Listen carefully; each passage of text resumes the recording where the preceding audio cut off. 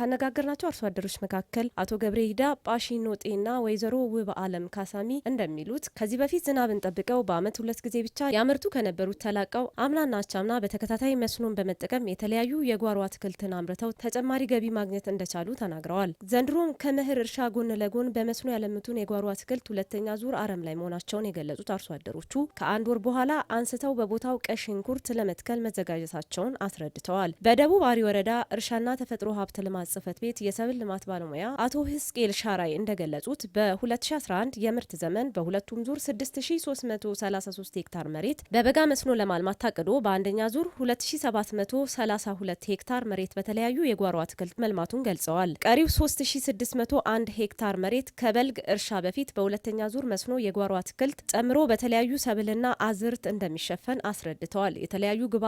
የተለያዩ ግብዓቶችን ማሟላቱን መጠናቀቁንም ባለሙያው ጠቁመዋል።